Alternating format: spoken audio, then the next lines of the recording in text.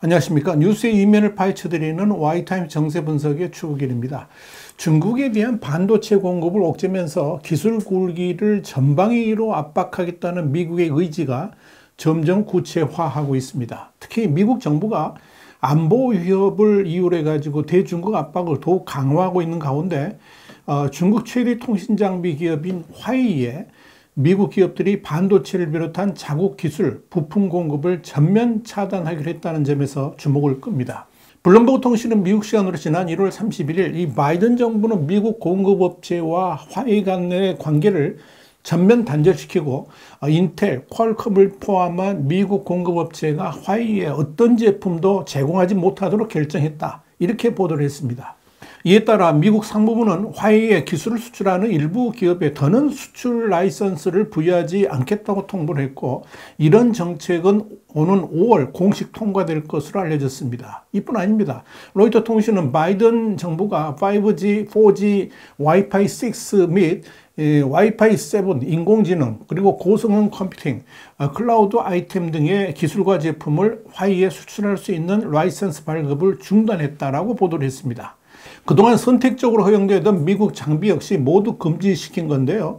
이 미국 정부의 허가를 받아서 거래를 이어왔던 4G 애플리케이션 특정 품목에 대한 수출 라이선스까지 모두 제한하는 강력한 조치를 취하게 된 겁니다. 이번 조치로 퀄컴은 화웨이의 모바일 애플리케이션 프로세서, 그러니까 AP를, 또 인텔과 AMD는 노트북 프로세서마저도 수출할 수 없게 됐습니다. 미국 정부가 이 화웨이를 수출 금지 블랙리스트에 올린 것은 이 도널드 트럼프 전 대통령이 재임 중이던 2019년 5월이었죠.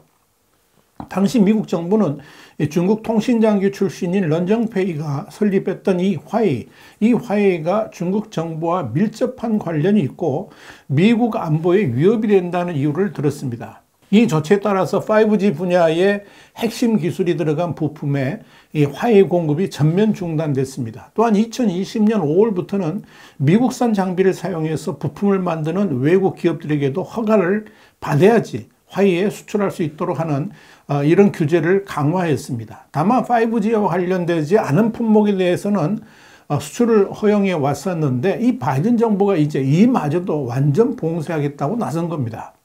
결국 이런 전면 제재 조치가 오는 5월부터 시행되기 때문에 화웨이에게 남은 시간은 불과 3개월입니다. 이 바이든 정부가 내린 시한부 선고에 화웨이가 어떻게 대응할지 주목됩니다. 자, 그런데 여러분, 이 화웨이가 진짜 두려워하는 것은 바이든 정부가 오는 5월부터 시행할 이 화웨이에 대한 수출 금지 조치가 반도체 수출 규제처럼 다른 나라로 확산될 가능성도 있다는 점입니다. 미국은 지난해부터 일본과 네덜란드에도 중국에 대한 반도체 수출 통제를 따르도록 압박을 했죠. 일본과 네덜란드는 결국 지난 1월 27일 중국에 대한 반도체 장비 수출 통제 방침에 동참하기로 합의를 했습니다.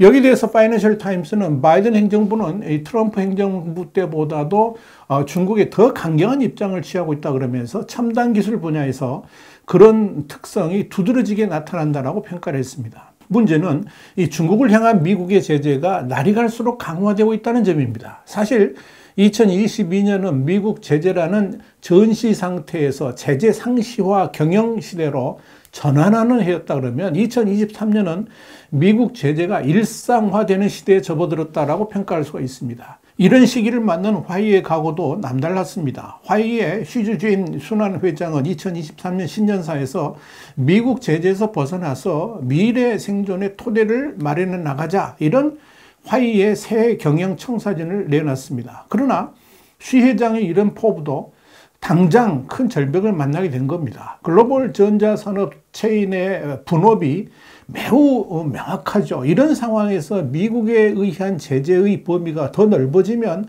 이 화웨이 산하 사업 모두에 상당한 악영향이 미칠 것으로 예상되기 때문에 그렇습니다. 당장 오는 5월부터 시행되는 이번 제재 조치도 화웨이는 전혀 생각을 하지 못하고 있었다가 이번에 큰 암초를 만났다, 이렇게 보시면 됩니다. 이미 화웨이의 젖줄로 지난해 총 매출 중에서 34%를 차지했던 단말기 사업은 끝없는 하락세를 이어가고 있습니다. 이유는 간단하죠.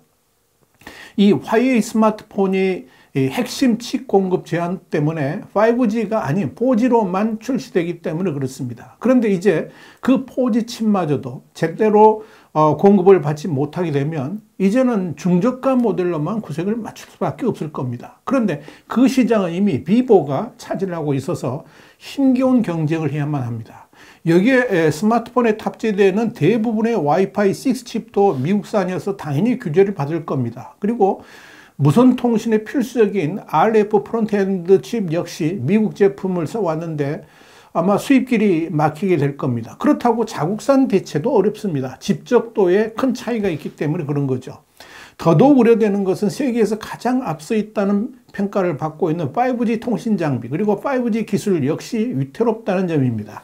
화웨이 5G 기지국의 필수적인 FPGA 칩, 그러니까 이게 프로그래밍이 가능한 비메모리 반도체 일종인데요. 이건 미국의 칩 설계 기업인 자일링스하고 알테라가 독점하고 있습니다. 그런데 이 역시 끊기게 된다 그러면 이 5G 화웨이의 명성은 추락할 수밖에 없을 겁니다. 안고 빠진 진빵이 되기 때문에 그런 거죠. 자, 그렇다면 역시 화웨이가 자랑하는 클라우드 서비스는 어떨까요? 화웨이는 인텔과 AMD로부터 핵심 부품을 공급받고 있습니다. 그런데 그 부품들은 중국 내에서는 대체가 불가능합니다. 한마디로 화웨이는 지금 대량 난감의 상황에 빠져 있다고 보시면 됩니다. 물론 이리저리 제재 회피를 해가면서 몰래 수입을 해올 수도 있겠지만 한계가 분명합니다. 그래서 어쩔 수 없이 이 자국 내 생산이 가능하도록 R&D를 더욱 강화하려고 합니다만은 이 역시 쉽지가 않죠. 이런 미국의 조치를 바라보는 중국은 강력하게 반발을 하기는 합니다만은 별다른 대응 방안도 없어서 속수무책입니다. 중국 외교부의 마오닝 대변인은 지난 1일 브리핑에서 미국의 적나라한 기술 패권이라 그러면서 미국이 국가안보를 이유로 중국 기업을 부당하게 탄압하고 있다 그러면서 맹공에 나섰습니다. 마오 대변인은 미국의 이 같은 조치는 시장경제 원칙과 국제경제 무역 규칙을 위반하는 것이라 그러면서 중국 기업의 정당한 권익을 수호해갈 것이라고 목소리를 높였습니다. 그렇다고 중국이 대변인의 성명 말고 별다르게 대응할 방법이 없다는 것이 한계입니다. 시진핑 주석이 중화민족에 의한 세계 패권 장악을 외치면서 도광양회, 그러니까 자신의 재능이나 명성을 드러내지 않고 참고 기다린다는 뜻인데요. 1980년대 중국의 대외 정책을 일컫는 용어죠. 이 도광양회를 버리면서 벌어진 일이기 때문에 누구를 탓할 수도 없습니다.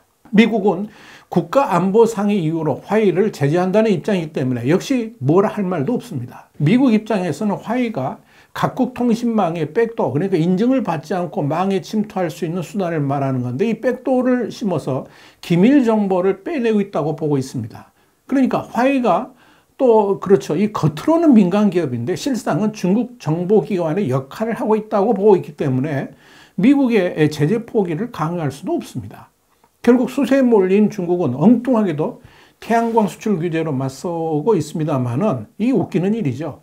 월스트리트저널은 지난 1월 31일 중국 상무부와 과학기술부가 최근 인곳, 웨이퍼 등 태양광 패널의 핵심 부품에 대한 첨단 기술을 수출 규제 항목에 추가하는 방안을 검토하고 있다고 보도를 했습니다. 그러나 태양광 웨이퍼 기술 등은 중국만 독점적으로 가지고 있는 건 아닙니다. 중국이 값싼 인건비와 환경을 전혀 고려하지 않은 대량 생산으로 전 세계 시장의 90% 정도를 점유하고 있지만 그렇다고 태양광 모듈로 미국을 위협하지는 못할 것으로 보입니다. 그래서 중국 당국이 미국의 화웨이 제재에 대한 반격으로 태양광 수출 규제 카드를 꺼냈다는 것은 한마디로 그만큼 중국이 미국에 대응할 카드가 없다는 것을 뜻한다라고 할 수 있을 겁니다. 자, 그런데 여러분, 최근 들어서 중국은 반도체 장벽에 가로막혀서 단말마적 비명을 지르고 있다, 이렇게 보시면 됩니다. 그만큼 미국의 대중국 반도체 규제가 강화되고 있기 때문에 그런 거죠. 지난 1월 하순 미국과 네덜란드, 일본 당국자들이 대중국 반도체 수출 통제 조치에 나서기로 최종 합의를 했습니다. 이번 합의로 네덜란드의 반도체 장비 기업인 ASML의 중국 수출에 대한 규제가 더 강화돼서 심자에서 그러니까 DUV 노광 장비도 수출하지 못하게 됐습니다.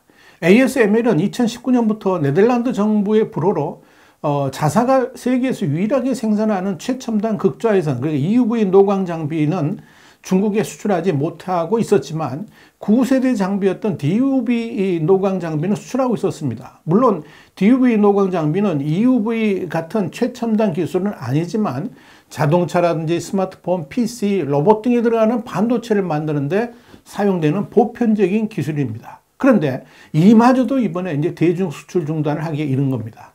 일본 정부도 자국 반도체 장비 기업인 니콘에 비슷한 수출 제한을 가하기로 했습니다.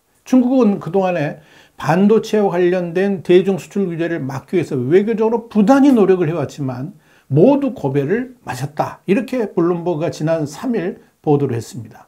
한국 역시 반도체 부문에서 중국과 헤어질 결심을 준비 중이다. 이렇게 홍콩의 사우스차이나 모닝포스트가 3일 보도를 했습니다. 이렇게 중국은 반도체 산업 분야에서 구석기 시대로 되돌아갈 수밖에 없는 그런 처지에 놓였습니다. 자, 그런데도 자신의 처지를 제대로 알지 못하고 세계 패권 운운한다면 그야말로 구제불능 아니겠습니까? 와이타임 정세분석이었습니다. 감사합니다.